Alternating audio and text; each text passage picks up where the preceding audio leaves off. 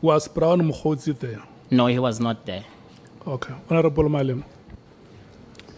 And Chief Whip. Chief of Staff, is this affidavit your affidavit? Yes, it's correct. Do you confirm everything that is in this affidavit? It's correct. Did you have your gadgets when you were writing this affidavit? No, dates, I was thumb sucking. So we are being given a thumb-sucked information here in front of the nation, and we must accept that. Because the simple thing should have been to the evidence leaders, I don't have my gadgets, and as a result, I'm unable to give you an accurate information.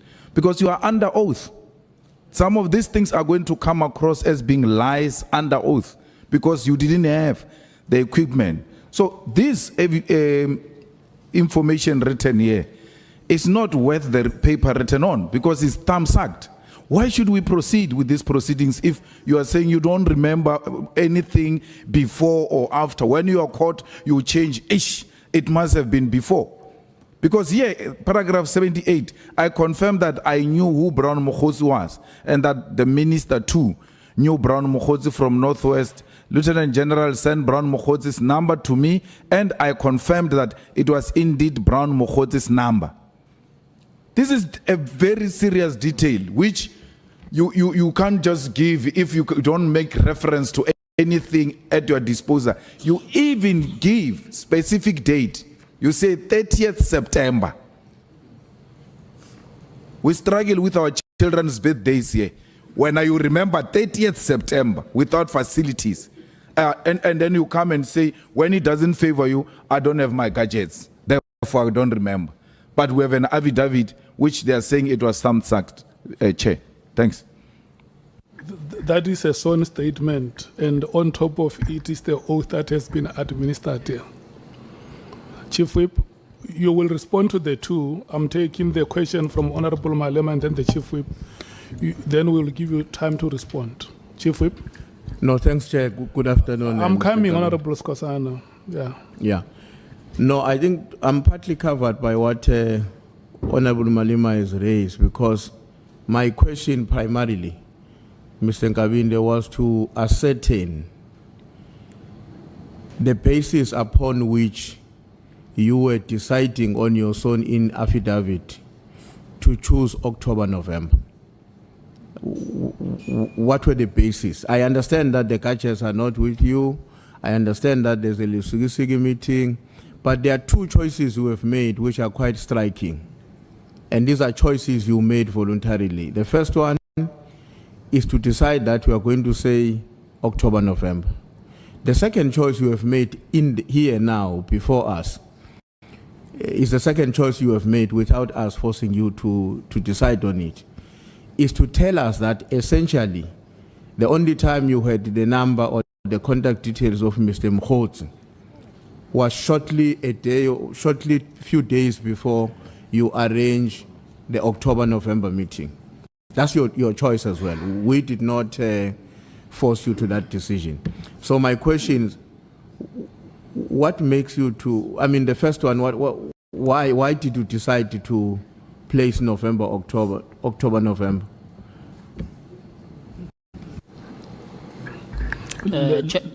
Let's start with the matters raised by Honorable Malema. Chairperson, when I was consulted by the evidence leader, I was upfront with them that it is so unfortunate that I can't be precise with dates because I don't have information with me because of gadgets. Then I was advised to more or less, do you think it could be when? So this, I made this reference based on that, of which now I can confirm, guided by the call of General Mkhwanazi, of which even that call, I can't be precisely, it was 30 September. I'm just guided by what he said. But yeah, I can be... Just hold it a moment. if we are not accurate in terms of the dates or the days, let's use the chronological method. Between the two events, which one came first? Lusikisiki and the October-November meeting. It means it was an oversight on my side. The meeting of Mkhotsi, it can't be after Lusikisiki. It's before. The meeting that Of Mkhotsi that will be before. Mkhotsi, and then General Mkhwanazi gave you Mkhotsi's number in terms of your sworn statement after at Lusikisiki, which comes after the October-November meeting. That's correct, Chair. But you say that was the time when you first got Mkhotsi's number. It was when you were given by Mkhwanazi. No, Chair. The first, I was given by the minister. I want you to understand it.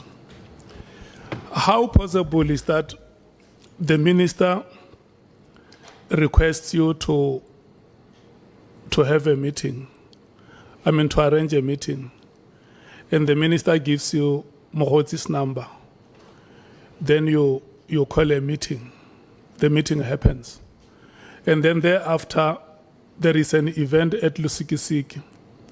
General Mkhwanazi gives you again the number that you have already, and you confirm that indeed this is Mkhotsi's number. This is chronological. Hence, Chair, I'm saying, guided by the call of General Mkhwanazi, that he's asking me if I know Mkhotsi. That will be after I got the number from the minister, and that will be after the meeting of Mkhotsi and the minister, because there was no way I would have a number to confirm to Mkhwanazi without me having his number during of that meeting facilitation. Did both of them give you Mkhotsi's number? Both the minister? Okay, between the minister and General Mkhwanazi, who was the first to give you Mkhotsi's number? The minister. And then when General Mkhwanazi gave you Mkhotsi's number, you already had it? Yes, I already had it, then I had to confirm it. Why did you have to confirm it? Because you had already spoken to Mkhotsi to arrange a meeting? No, General Mkhwanazi, it was on a different context. General Mkhwanazi was asking, do you know a person called Mkhotsi? He said he knows the minister. Then I confirmed that, yes, we know that guy. Is this his number? He was further confirming. Then I checked that, I said, yes, it's his number. Okay. We have to do this. We are going to spend some time on this matter. I must just note, let me check first with you. The answers that have been given to your question, Honorable Malema, do you want to make follow-ups? No, Chair, we see, Chief of Staff, we were very serious, and you are under oath. You can't say, guided by Mkhwanazi's call, now you know that you actually received the number before that call. Because you are the one who's writing the statement. At paragraph number 6, you write about Mkhwanazi's call to you. And you even write a specific date. If you are guided by that, it should have guided you when you were writing it here. Because then you proceed at paragraph 80 to say you are now, for the first time you received a number is when the minister gave it to you. You get Mkhwanazi's thing on paragraph 76, which must now help you to remember when do I get this number. You still proceed to write October even when you wrote Mkhwanazi's thing. You are deliberately misleading us.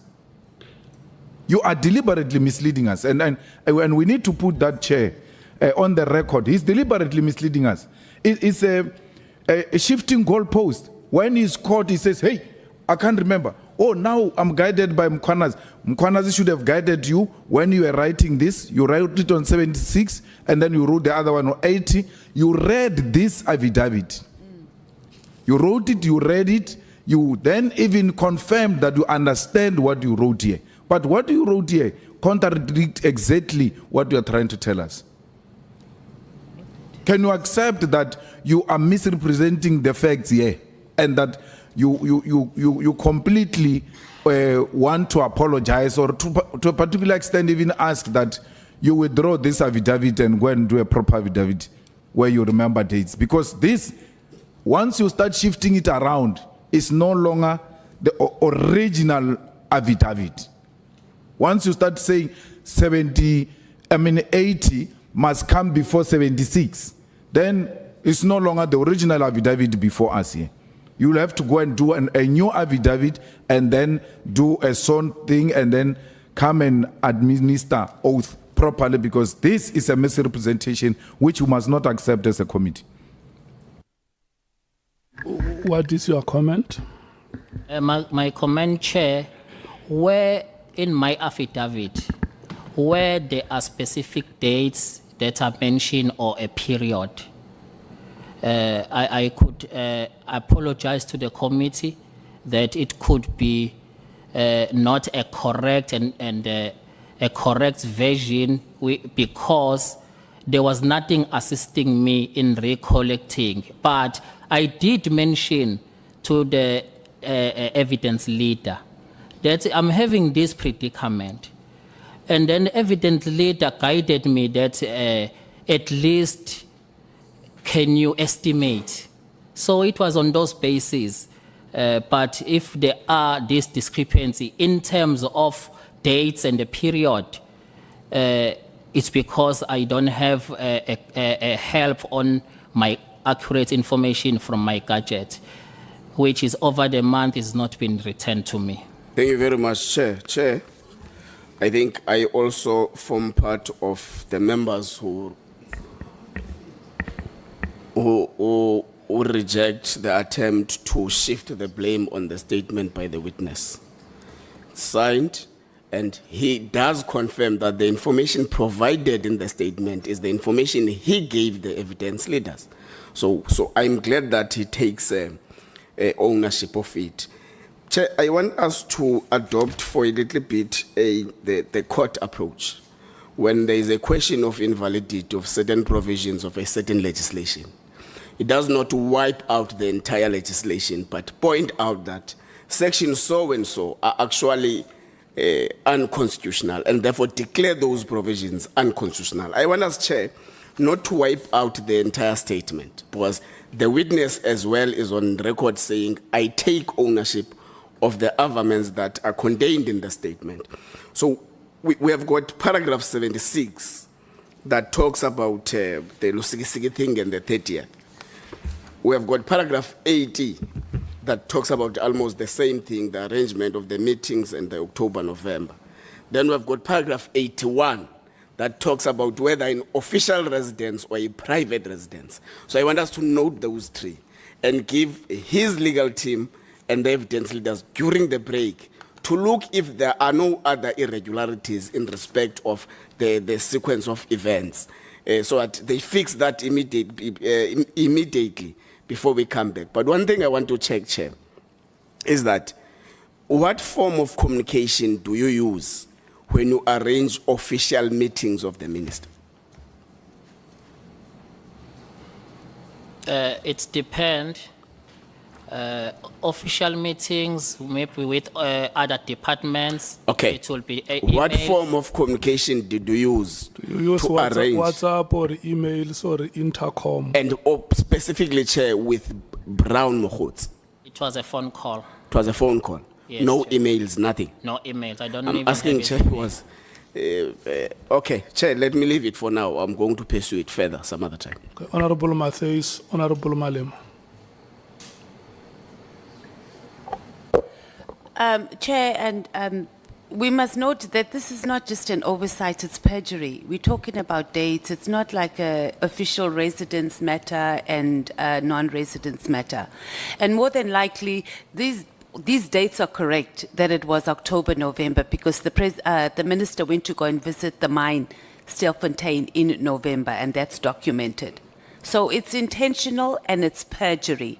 And as the EFF, we're going to go and open a case of perjury after this. Because if we are going to adopt the approach that we must take some sections as they do in court as you know, a mistake and an oversight, as we continue during this entire process, we are going to have to say, okay, this paragraph also, it was an oversight. This is a very short statement. You even have attorneys, so it was deliberate.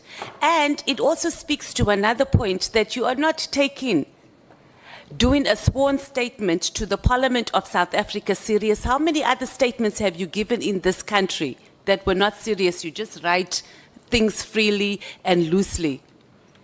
It also talks to your credibility. You did an entire report about the IPID executive director. Can we take that serious if you don't pay attention to something between 5 paragraphs on dates and you have attorneys? It's intentional and it is perjury. And we must treat it that way, not just as an oversight. We're not talking about an official residence being confused with private residence. And we're going to have other witnesses come here not taking what they are doing here in Parliament serious and treating us like, oh, okay, we're not sure of the dates. And even in this statement, also, it should have been noted, I don't have my gadgets, I'm not sure about the dates. If you didn't know the dates, you should know that. You've been in the industry or in the service since 2018. You don't take chances, and especially dates. No, it's perjury. Thank you. Honorable Malema. Chair, I hear your ruling, but you know, colleagues, a man sits in front of you and say, I was thumb sucking this affidavit. He used that word. And then you still, if you take yourself serious, want to go on with an affidavit of being thumb sucked. He said it. I've thumb sucked this thing. October, November, and also, Chair, I want to put it on record, he's lying.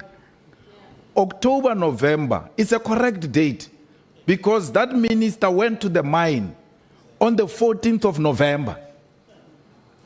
Not in July, on the 14th of November. And then now he says, no, October, November, he's caught in a lie. He changes to be prior, the call of Mkwanas. It's a lie. It's perjury, it's a lie. He needs to be arrested for lying to Parliament, lying under oath. So, we can go on a break, but if you take yourself serious, a man sits in front of you and say, I was thumb sucking this thing because I didn't have my gadget. He didn't only speak about dates. He's thumb sucking because he didn't have his gadget. The best would have been, which is what one of the honorable members asked him to do.